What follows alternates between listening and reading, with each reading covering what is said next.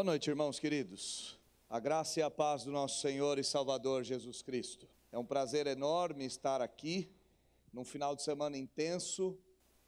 Eu estava num encontro de casais e refiz os votos de 23 casais às 5 da tarde, lá em Tietê. E graças a Deus deu tempo, 5h30 eu saí de lá, os casais devidamente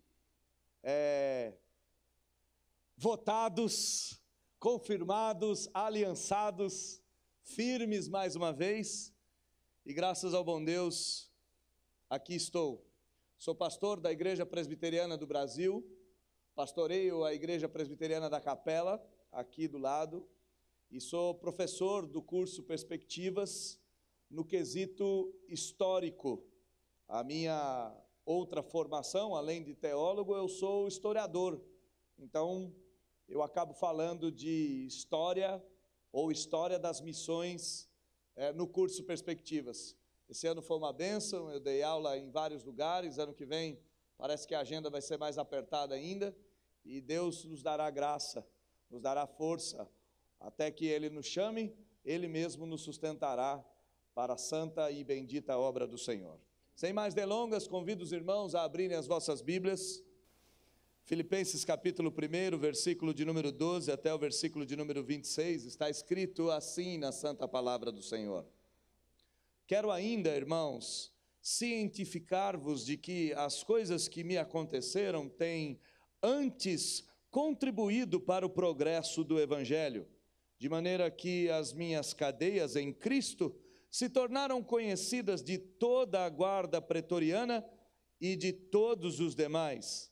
E a maioria dos irmãos, estimulados no Senhor por minhas algemas, ousam falar com mais desassombro a palavra de Deus. Alguns efetivamente proclamam a Cristo por inveja e porfia, outros, porém, o fazem de boa vontade. Estes por amor, sabendo que estou incumbido da defesa do Evangelho, aqueles, contudo, pregam a Cristo por discórdia, insinceramente, julgando suscitar tribulação às minhas cadeias. Todavia, que importa? Uma vez que Cristo, de qualquer modo, está sendo pregado, quer por pretexto, quer por verdade, também com isto me regozijo. Sim, sempre me regozijarei, porque estou certo de que isto mesmo, pela vossa súplica e pela provisão do Espírito de Jesus Cristo, me redundará em libertação, segundo a minha ardente expectativa e esperança de que em nada serei envergonhado. Antes, com toda ousadia, como sempre, também agora será Cristo engrandecido no meu corpo, quer pela vida, quer pela morte. Porquanto para mim o viver é Cristo e o morrer é lucro. Entretanto, se o viver na carne traz fruto para o meu trabalho, já não sei o que hei de escolher. Ora, de um e de outro lado estou constrangido, tendo o desejo de partir e estar com Cristo, o que é incomparavelmente melhor. Mas por vossa causa é mais necessário permanecer na carne.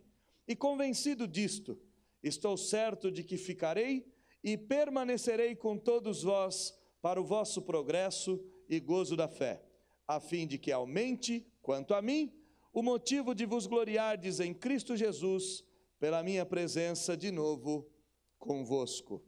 Vamos orar ao Senhor. Eu vos convido a fechar os olhos, baixar a fronte e vamos falar com Deus. Deus Pai, Tu és todo-poderoso. O poder de criação do universo está no Senhor, e Ele é manifesto por meio da Sua palavra. A Sua palavra cria mundos, a Sua palavra criou o homem, a Sua palavra gerou de uma grande nação, a Sua palavra fez um exército de ossos secos voltar à vida. Tua palavra ressuscita os mortos, Tua palavra dá nova vida, Tua palavra nos chama do alto. Enfim, Deus, Tua palavra é a força mais poderosa do universo. Neste lugar de culto, nesta igreja, neste momento, Sua palavra foi lida. Ó Deus, eu suplico ao Senhor que o poder da Sua palavra esteja em nosso meio nesta noite, para gerar vida, para construir novas histórias, para nos dar direção. E a minha outra súplica é que eu não venha estragar o Seu agir nessa noite. Toma-me em Tuas mãos, usa-me, e que o Seu nome, e apenas o Seu nome, seja glorificado no nosso meio. Nós oramos em nome de Jesus. Amém. Nós vivemos numa sociedade em que, quando as coisas dão errado, parece-nos que Deus não estava no negócio. Hoje mesmo, vale citar um exemplo pessoal. Ao término da pregação da manhã, naquele momento de convidar as pessoas para se renderem ao Evangelho, nenhuma daquelas pessoas que ainda não conheciam o Senhor Jesus vieram à frente quedadas em pranto e dizendo: eu aceito essa proposta evangélica. O sentimento de alguns daquele lugar era: se ninguém veio à frente, o evangelho não funcionou. Esse é o sentimento. As coisas têm que funcionar, as coisas têm que dar certo. E quando elas dão certo, Deus está no negócio. E quando elas dão errado, Deus se ausentou. O grande problema é que nas coisas de Deus, sucesso e fracasso têm outro significado. Voltemos a pensar no Evangelho. O Evangelho é cheiro de vida para a vida e cheiro de morte para a morte. Então, se ao pregar o Evangelho, pessoas o rejeitarem, o Evangelho cumpriu o seu papel, ele foi morte para aqueles que disseram não. E este fracasso, aparente fracasso, nada mais é do que uma glorificação maior ainda, porque o Evangelho gerará vida, ou o Evangelho confirmará a morte. Pensemos no fracasso, então, como um instrumento de Deus para trazer glória para si mesmo. O fracasso não é, em hipótese alguma, no reino de Deus, uma característica de que Deus não está no negócio. Olhamos um vídeo aqui no início deste culto, e este vídeo mostra uma criança vivendo exatamente em uma situação de profundo fracasso. Sua escola destruída, sua casa completamente em escombros, e esta criança demonstra uma fé que nos envergonha. Eu quero morar aqui, porque sei que o Espírito Santo trabalhará em mim. Então, tenham essa ideia de que o fracasso não é um ponto ou uma certeza de que Deus não está lá.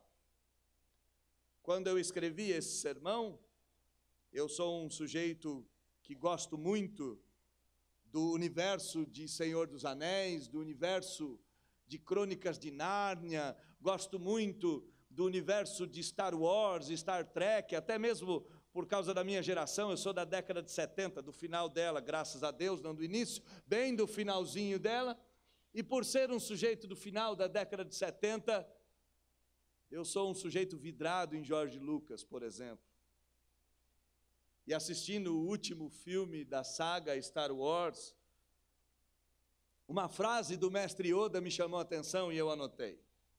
Transmita o que aprendeu: força, maestria, mas também fraqueza, insensatez e principalmente o fracasso. Sim, transmita o fracasso acima de tudo. O maior professor, Luke, é o fracasso. Nós somos e crescemos por meio dele. O fracasso é o verdadeiro mestre que nós podemos ter. Entenda bem, até no mundo de George Lucas, o fracasso é um bom professor. E se nós estamos falando em fracasso, olhemos para um homem aparentemente fracassado. Paulo, nesta epístola, está preso. Paulo, neste contexto, está separado da sua igreja, separado dos seus amigos, separado do convívio fraternal entre os irmãos, e provavelmente, se esta foi a primeira, se esta foi a segunda, se esta foi a prisão doméstica, há muita discussão, mas um prisioneiro sabe que os seus dias estão andando em ordem decrescente. Paulo é um exemplo de fracasso, mas este fracassado Paulo nos ensinará que o fracasso e o sofrimento é a única coisa que pode nos levar para águas mais profundas em termos do Evangelho. O fracasso e o sofrimento trazem tantos benefícios para o Evangelho como para o crente.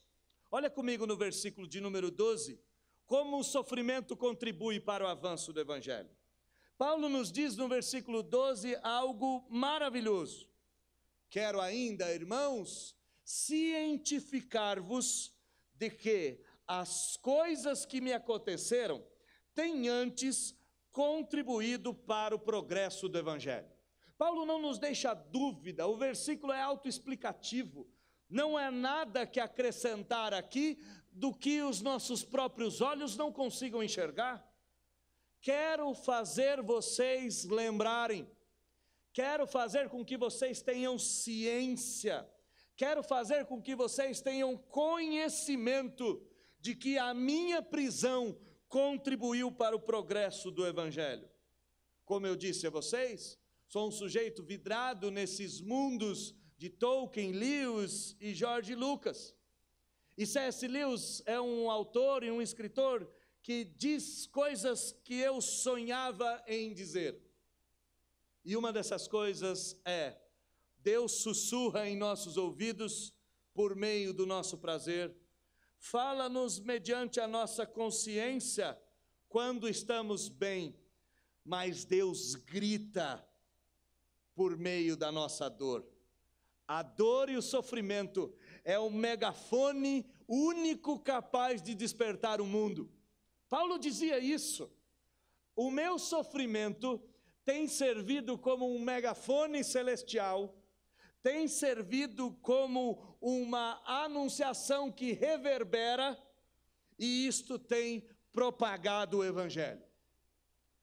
Paulo entendia, e isso ele já nos disse no final da carta aos Colossenses, que ele poderia estar em algemas, mas o Evangelho jamais estaria aprisionado. Ele, o mensageiro, o detentor da carta, poderia estar envolto a grades, preso numa masmorra, mas o Evangelho jamais estaria. E Paulo nos diz: a minha prisão contribui para o Evangelho. Como, Paulo, a sua prisão tem contribuído para o Evangelho? E ele nos responde no versículo 13: de maneira que as minhas cadeias em Cristo se tornaram conhecidas de toda a guarda pretoriana e de todos os demais. Eu fico pensando no centro missionário, que foi ou a prisão doméstica. Pensemos então que Paulo está na sua prisão doméstica. Imaginem bem, um cárcere doméstico onde guardas vinham e iam todos os dias para cuidar do prisioneiro Paulo. O que Paulo fez com esses guardas? Paulo não nutria nenhum tipo de vingança, nenhum tipo de revanchismo, nenhum tipo de ódio pela guarda romana. E ele entendia que mesmo encarcerado o evangelho não estava, e cada cidadão que vinha até a sua prisão eram evangelizados pelo velho apóstolo prisioneiro.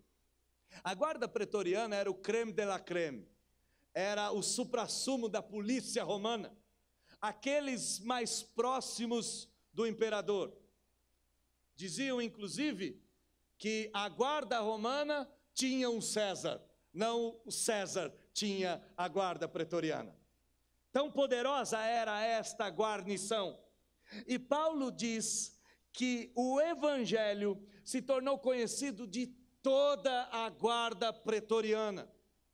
Não existe lugar mais propício para a pregação do que o cárcere.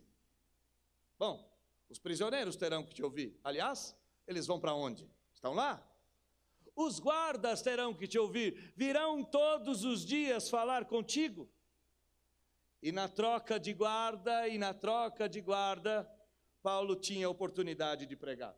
E o texto nos diz, um rabichinho de texto aqui, que o evangelho se tornou conhecido de todos os demais. Quem são esses demais? Quantos milhares ouviram falar do evangelho? Quantas pessoas receberam a boa notícia? Quantas pessoas receberam a boa nova por meio de um encarcerado? Ele diz: a minha prisão contribui para o progresso do evangelho, ao ponto de guardas e mais guardas romanos saberem que Jesus Cristo é o Senhor. Se não bastasse, quando os crentes viam o seu velho pastor preso e pregando, duas coisas poderiam ocorrer. Primeira, os crentes ficariam tão corados e tão corados de vergonha que não teriam coragem de sair de suas casas nunca mais. Fez comigo. O velho pastor está preso, mas está preso e pregando. O jovem crente está solto e passeando. Saber que Paulo está preso poderia gerar na igreja uma vergonha, mas graças ao Espírito Santo, ela gera uma coragem indescritível.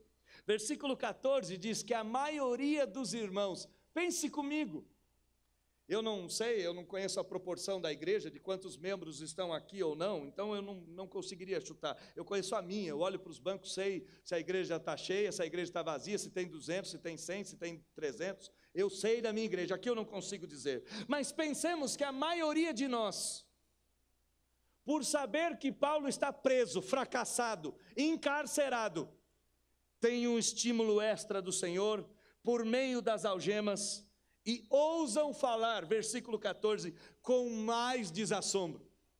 Olha o que Paulo está dizendo para nós. Paulo está dizendo o seguinte: eu estou preso, mas a minha prisão tem feito o evangelho crescer, ao ponto de eu mesmo estar pregando para milhares e milhares de soldados romanos, e se não bastasse, a igreja está sendo motivada pelas minhas cadeias. Os crentes agora ousam pregar o evangelho. Falo por mim, mas ao ver um menino numa situação tão caótica e dizer que ele será professor para ensinar e para pregar o evangelho, me faz corar de vergonha. Ouvir falar de testemunhos e mais testemunhos de crentes que largaram tudo para viver para o evangelho, e nesta vida para o evangelho estão em cárcere, ouvir falar disso e não ter coragem de pregar o evangelho para ninguém, e não é para ninguém hoje, é para ninguém o ano inteiro, me faz corar de vergonha. Que Deus nos ajude, ao ouvir o relato de Paulo e ao ouvir o relato de prisioneiros modernos, e isso ser um estímulo para nós, para falarmos com ousadia. E é tão ousado, que Paulo diz que agora eles são como um desassombro, eles falam como um desassossego, ninguém consegue parar uma igreja. Então perceba que o fracasso nem sempre é a destruição de uma igreja. Neste caso, o fracasso é o renovo de uma igreja. Estão pregando a palavra, estão pregando a santa palavra de Deus. E como historiador que sou, poderia pensar em centenas de histórias de crentes que diante da morte, que diante do cárcere, que diante da tragédia, ousaram pregar o evangelho com desassombro e converteram milhares de pessoas. Decidi separar uma história aqui. Essa história aconteceu na cidade de Cartago, no norte da África. A cidade que hospedaria o cisne Agostinho com sua pregação estrondosa. Antes de Agostinho, conta-nos a história que 2 crentes foram levadas até o matadouro, até o Coliseu de lá. Essas 2 mulheres se chamavam Felicidade e Perpétua. Perpétua era a senhora, Felicidade era sua serva. Interessante que a Felicidade serve a Perpétua. Conta-nos a história que Perpétua estava grávida, mas se convertera ao Evangelho da Graça e por causa da conversão fora enviada para a morte. Sua pajem, sua serva, sua escrava, decide ir junto com sua ama para o patíbulo. E ambas lá estavam. Perpétua dá à luz na prisão. Perpétua é batizada na prisão. Perpétua reconhece o Senhor Jesus e clama que Ele seria o seu Senhor para sempre. O pai de Perpétua, homem muito rico, vai até lá e diz: minha filha, largue mão desta história de cristianismo. Mas a obstinação e a conversão era tamanha e tão forte que ambas, Perpétua e Felicidade, não negam o evangelho. Chegou o dia da morte, chegou o dia do suplício, chegou o dia em que ambas enfrentariam as feras. As feras foram soltas. Perpétua e Felicidade, abraçadas, começaram a cantar. E o seu louvor aplacou o rugido das feras. As feras foram retiradas e touros foram soltos. E até que em algum momento, um touro acabou atacando Perpétua e rasgando-a no meio. E Felicidade, então, tomando um instrumento de corte, se mata também, e as 2 derramam o seu sangue naquele lugar. Mas o mais importante não foi a sua morte, o mais importante foi o que a sua morte gerou. Cartago foi o centro do cristianismo no mundo antigo. Cartago gerou Agostinho de Hipona. Cartago foi o lugar responsável pela maior expansão teológica que o mundo antigo teve, e para não dizer que milhares e milhares de missionários foram enviados daquele lugar por enxergar a fé de Perpétua e de Felicidade. Irmãos, nós poderíamos olhar para Paulo, poderíamos olhar para a história, poderíamos olhar para esse menino, poderíamos olhar para os 4 cantos, e nós viríamos sempre a mesma notícia: os sofrimentos contribuem para o avanço do evangelho. Os sofrimentos dos apóstolos, os sofrimentos daqueles que vieram depois dos apóstolos e os sofrimentos daqueles que ainda caminham nos passos dos apóstolos. O sofrimento gera evangelização. Não existe nada melhor para Deus sacudir um crente do que uma boa tribulação. Não existe nada melhor do que um mergulho em águas profundas, feito pelas mãos do Senhor Deus, te impulsionando para baixo. Não existe nada melhor para despertar um crente que dorme do que um sofrimento e uma perseguição. Mas o texto continua nos dizendo que no sofrimento, não só o evangelho cresce, Mas nós também temos um aprendizado incrível. Olha o versículo de número 15, o que Paulo nos diz. Alguns, efetivamente, proclamam a Cristo por inveja e porfia. Outros, porém, o fazem de boa vontade. Estes por amor, sabendo que estou incumbido da defesa do Evangelho. Aqueles, contudo, pregam a Cristo por discórdia, insinceramente, julgando suscitar tribulação às minhas cadeias. O que está acontecendo aqui? Um grupo de pessoas pensa exatamente como os brasileiros do século 21. Se Paulo está preso, o Evangelho falhou. Se Paulo está preso, ele não é tão apóstolo assim. Se Paulo está encarcerado, o Evangelho fracassou. Então, esse homem não está com nada, esse homem não é de nada, esse Evangelho não gera nada. Um grupo começa a pregar a Cristo, mas prega a Cristo exatamente para ridicularizar Paulo. Onde já se viu apóstolo preso, apóstolo que nada? Onde já se viu pregador encarcerado? Não é pregador nem aqui, nem em lugar nenhum. E esses, ao pregar, geravam discórdia, geravam confusão e queriam que Paulo estivesse angustiado na cadeia. Imagina bem, Paulo está preso, pessoas estão dizendo que ele não é ninguém, que ele não é de nada, que ele faz tudo para aparecer, que o apostolado dele é indigno, e por aí vai. Mas outros, os crentes, os fiéis, aqueles crentes lavados e remidos no sangue do Cordeiro, os verdadeiros crentes, pregam por amor e anunciam que o evangelho de Paulo não está preso. Paulo está preso, mas o evangelho dele não. E dizem que a prisão de Paulo é por causa da defesa do evangelho. Ele não está preso como um malfeitor, ele não está preso como um mau caráter, ele está preso porque defendia o evangelho. Pois bem, dois grupos estão pregando o evangelho. Um grupo de amigos e um grupo de inimigos. Pense você um pouquinho na sua própria vida. Vamos lá. Estamos falando de missão, mês inteiro de missão. E de repente um grupo de irmãos começa a ficar envolvido com essa história de missão. E querem fazer uma viagem missionária, querem fazer uma mini agência missionária, querem trazer missionários dos 4 cantos do mundo. E querem transformar a igreja numa agência de portas para o mundo. Se surgir esse grupo aqui, 2 coisas vão acontecer. Primeiro, a igreja nunca mais será a mesma. Segundo, alguns crentes vão ficar muito bravos. Alguns vão começar a dizer, ai meu Deus, lá vem aqueles que querem aparecer. Eu não aguento essa moda, isso não vai dar com nada, isso vai ter os dias contados, ninguém vai fazer nada, que bobagem é essa? Essas viagens não vão dar certo e blá, blá, blá, blá, blá. É exatamente o que acontece aqui.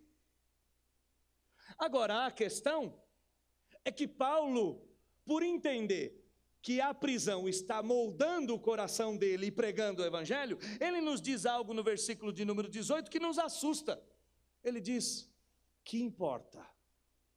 Se agora nós temos 2 grupos brigando para ver qual dos 2 é o mais crente, e ambos estão pregando o evangelho dentro da igreja.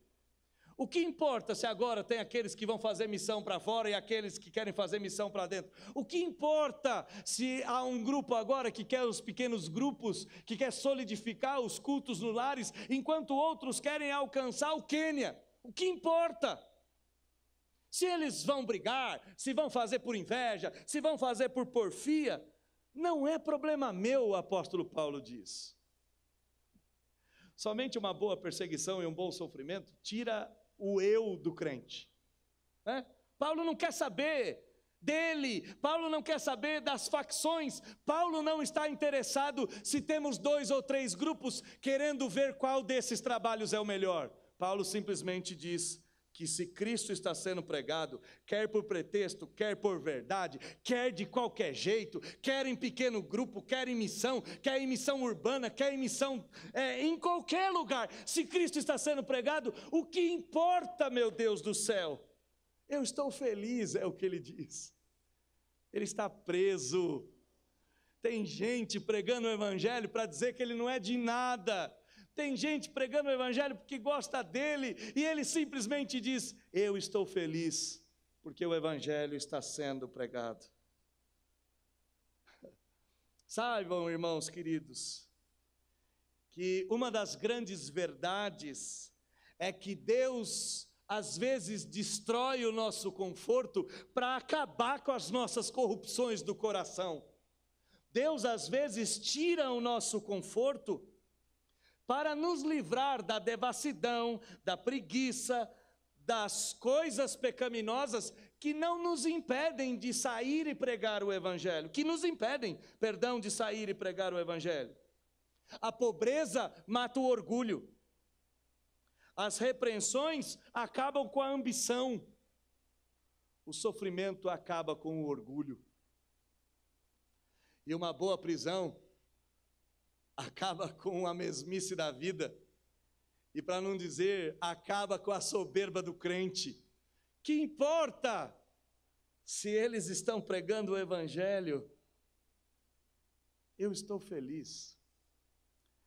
O Evangelho está solto, Paulo está preso. Esse sofrimento tem contribuído para crescer o Evangelho, ao ponto de grupos distintos estarem pregando o Evangelho e a guarda está sendo evangelizada. Mas talvez a maior contribuição esteja ocorrendo no coração do crente, Paulo. Versículo 19, ele mostra claramente que Deus está agindo no coração dele, que Deus o está levando a águas mais profundas, que Deus o está levando a um relacionamento maior e melhor. Versículo 9, ele diz: eu estou bem certo de que isto mesmo, isto o quê? Essa confusão danada. Eu estou bem certo de que minha cadeia, minha tribulação e todas essas coisas só serão alteradas pela vossa súplica e pela provisão do Espírito de Jesus Cristo. Que teologia sublime em um versículo. Paulo diz: só tem um jeito de eu sair da cadeia. É pela oração da igreja e pela provisão do Espírito Santo em me tirar dessas grades. Paulo não está suplicando para sair. Eu acho espantoso isso, né? No capítulo de número 2, aos Filipenses, Paulo vai dizer no versículo 2, completem a minha alegria. E eu fico pensando que um pastor preso vai dizer para a igreja: completem a minha alegria, contratem 3 advogados e venham me soltar, pelo amor de Deus. Eu quero ver minha mulher, eu quero ver meus filhos. Me façam feliz, me tirem daqui. E a alegria de Paulo não tem nada a ver com sair da cadeia. A alegria de Paulo não está nem um pouco atada ou atrelada à sua libertação. A alegria de Paulo está porque Cristo está sendo pregado. Cristo está sendo anunciado. E este Cristo está sendo anunciado gera no coração de Paulo dependência de oração e dependência de Deus. Você já reparou que no tempo das vacas gordas nós dependemos muito mais do nosso braço e muito mais das nossas próprias pernas? Mas você também já reparou que no tempo das vacas magras a gente depende da oração da igreja? E a gente começa a pedir oração até para quem a gente não conhece. E ao mesmo tempo a gente começa a clamar a Deus, acorda 3 horas da manhã, 5 horas da manhã, 7 horas da manhã, hora de tarde, faz jejum, ficou 6 anos sem fazer jejum, volta a fazer. O sofrimento contribui para o progresso do Evangelho. O sofrimento contribui para lapidar a vida do crente, ao ponto do crente entender que vida e morte contribuem para o avanço do Evangelho. Versículo de número 20, olha comigo na sua Bíblia. Segundo a minha ardente expectativa, Paulo está dizendo, e esperança de que em nada serei envergonhado. Antes, com toda a ousadia, como sempre, também agora, será Cristo engrandecido no meu corpo, quer pela vida, quer pela morte. Note que o conceito de sucesso de Paulo não está mais atrelado a ele sair da cadeia ou ele permanecer na cadeia. O conceito de sucesso de Paulo está atrelado em pregar a Cristo. O conceito de sucesso para Paulo está atrelado em pregar com ousadia. O conceito de sucesso para Paulo está atrelado em falar para sempre de Cristo. Ao ponto dele dizer: se eu morrer, viro um mártir. Mais gente vem depois de mim. Tertuliano já nos disse que a semente da igreja ou o adubo da igreja é o sangue dos mártires. Paulo entendia isso: se eu morrer eu viro um mártir, mas se eu continuar vivo eu viro uma bomba atômica. O que vocês querem? Me calem e eu viro uma lenda, me soltem e eu viro uma flecha. O que vocês querem é o que Paulo diz. A minha ardente expectativa, versículo 20, e a minha esperança é de que eu não serei envergonhado, porque se eu continuar aqui, a guarda pretoriana vai ouvir. Mas se eu sair, ele disse, se eu sair eu vou para a Espanha, se eu sair eu vou para a Bretanha, se eu sair eu vou para a região dos Balcãs, se eu sair eu vou transtornar o mundo. Preso ou solto, Paulo vive para pregar o evangelho. E aí uma das frases mais icônicas, emblemáticas, aquela que deveria estar amarrada diante dos nossos olhos, aquela que deveria estar colada no painel do nosso carro, aquela que deveria estar na contracapa da nossa Bíblia, versículo de número 21, ele diz: porque viver é Cristo e morrer é lucro.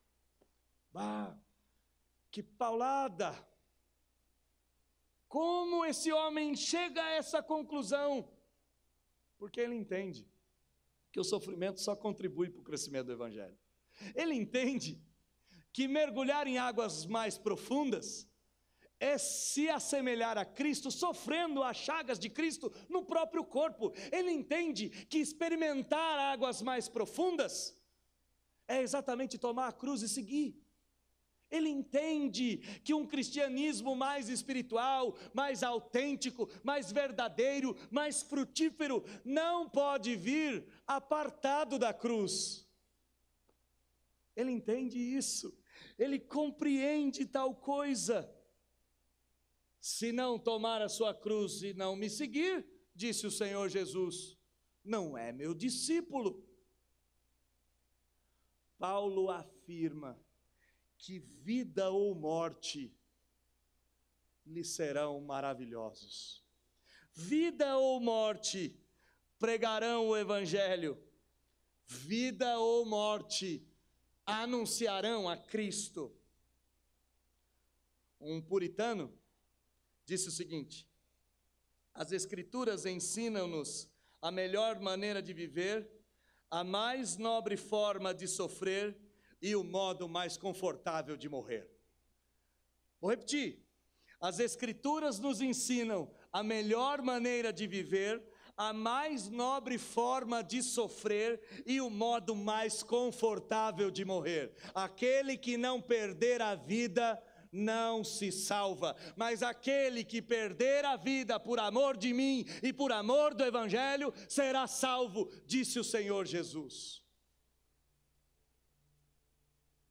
Às vezes, irmãos, nós queremos com os lábios águas mais profundas, mas com o coração e com a mente queremos e preferimos continuar no rasinho.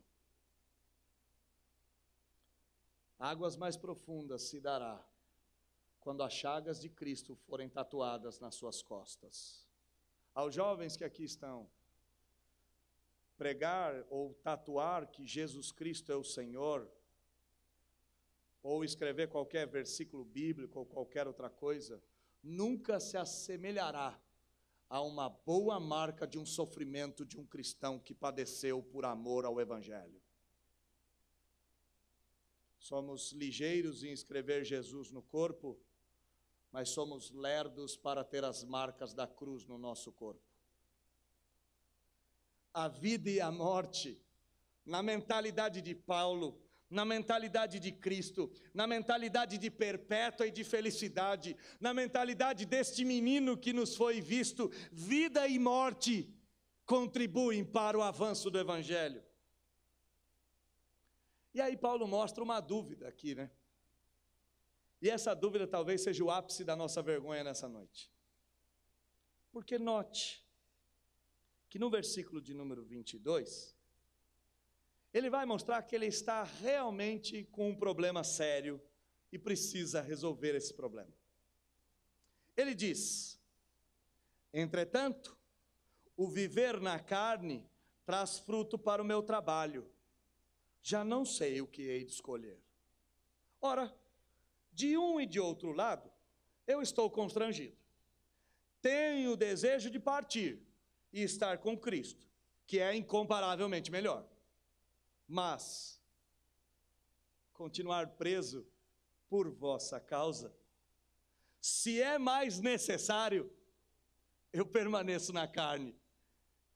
E convencido disso, estou certo de que ficarei e permanecerei com todos vós. Note, Paulo não coloca a possibilidade da saída da prisão, a não ser num caixão. Ele não está dialogando com os crentes da sua igreja para os soltar. Não é isso que está em xeque.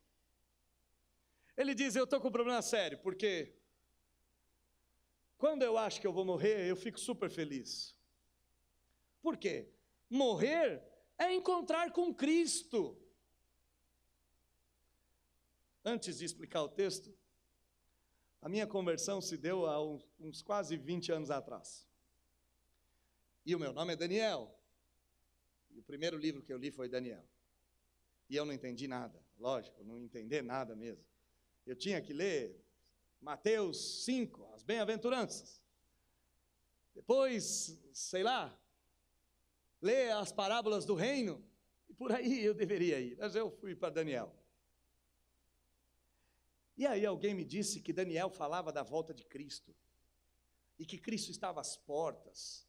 E eu era um jovem de 19 para 20 anos, e aquela história de Jesus voltar me trouxe no mínimo um comichão. Sou casado, né? Preciso casar, meu Deus do céu. Não tenho filho, não fiz nada, não conheço lugar nenhum. Na época, eu sou nascido em Jundiaí, na época eu conhecia Cajamar, Várzea Paulista, Louveira e adjacências. Não tinha feito nada, não tinha ido para lugar nenhum. E ficava inquieto com essa história de Jesus voltar. E me peguei orando várias vezes, Senhor, se o Senhor tiver que voltar, demora, segura aí, porque tem coisa para eu fazer. Como a juventude é tola, né? E ela é, por isso que nós temos os mais velhos. Entende? Eu tenho 40 anos, hoje em dia eu posso falar de cátedra. A juventude é tola.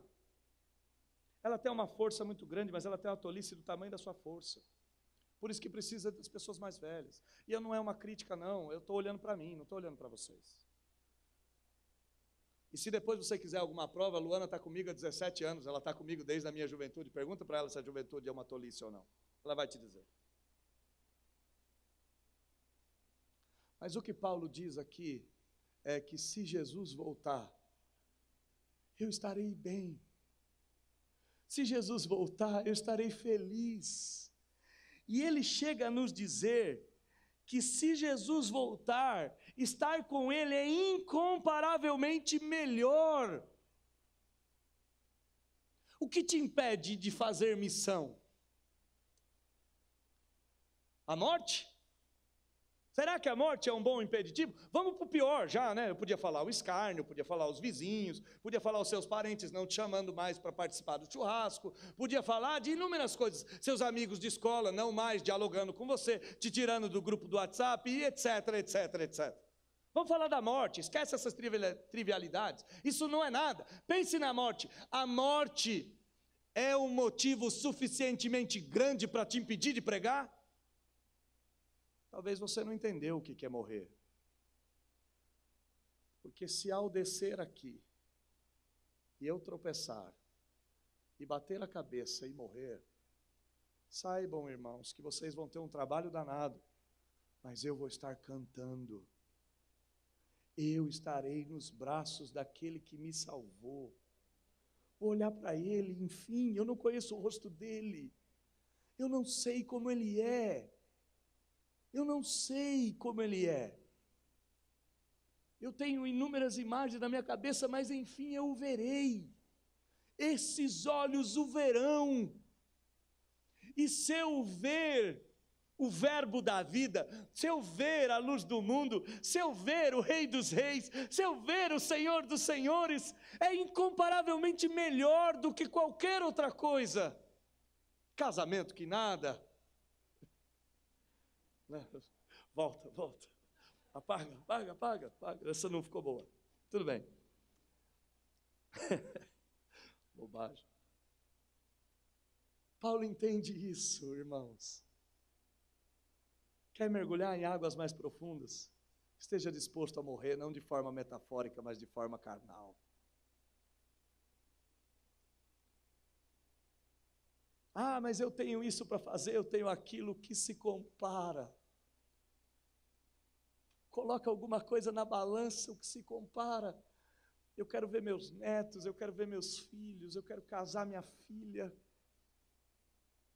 Nada disso pode ser comparado com morrer e se encontrar com Cristo.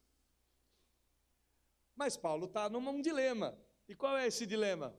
Mas se eu morto, se eu preso, estou servindo para o Evangelho, e vocês estão ficando com coragem, Senhor, me deixa aqui. Que loucura isso. Paulo nos sacode, né? Nos puxa pelas orelhas, nos arranca os cabelos. Me deixa aqui. Me deixe preso. É óbvio que as prisões do mundo antigo não se comparam às prisões excelentes do nosso país. As do nosso país são 5 estrelas comparadas com o mundo antigo. E Paulo diz: se a minha prisão ainda progride para o Evangelho, eu fico preso. Ó, dúvida cruel: morrer ou ficar prisioneiro? Ó, dúvida cruel: a sepultura ou a masmorra? E Paulo chega numa conclusão aqui, versículo 22. Estou convencido, e estou certo, está certo, se convenceu, de que eu vou ficar. Não vou pedir para Cristo me levar, não. Vou ficar, e vou permanecer com vocês. E ao ficar com vocês, vou ajudar no progresso de vocês. O que Paulo diz é: vou continuar em missão, mesmo estando preso. Vou continuar em missão, mesmo na cadeia. Recapitula tudo que eu disse, para a gente fazer uma síntese aqui. Eu comecei dizendo que o fracasso não é um sinônimo de que Deus não está no negócio. No mundo cristão e no Evangelho, talvez o fracasso seja a única forma do Evangelho progredir. O fracasso de Paulo contribui para que o Evangelho cresça. A prisão de Paulo contribui para que o Evangelho se expanda. E este sofrimento não só alcança a guarda pretoriana, como alcança outros, mas leva crentes como eu e você, crentes comuns, a pregar o Evangelho. Surge também a turma da intriga, deixa eles para lá, eles que pregam o Evangelho, Deus vai ser glorificado do mesmo jeito. Quer fazer intriga? Faça, mas pregando o Evangelho. E Paulo chega a essa conclusão porque ele percebe que quando Deus coloca ele na moenda, ele está ficando, na verdade, mais parecido com o seu Senhor. E aí ele chega a dizer: se eu tiver que voltar para o Pai, tudo bem, mas se eu tiver que abraçar a cruz, é muito melhor, porque a cruz vai contribuir para o crescimento de vocês, porque a cruz vai contribuir para que o Evangelho continue se expandindo, porque a cruz vai aumentar a vossa fé, vai aumentar a glória de Cristo, vai aumentar a vossa a solidez do vosso cristianismo, vai trazer para vocês substância. E eu poderia parafrasear para trazer a nossa realidade: vai te levar a águas mais profundas. Quer ir a águas mais profundas, irmão querido? É isso que você quer? Esteja disposto a sofrer e morrer pelo Evangelho.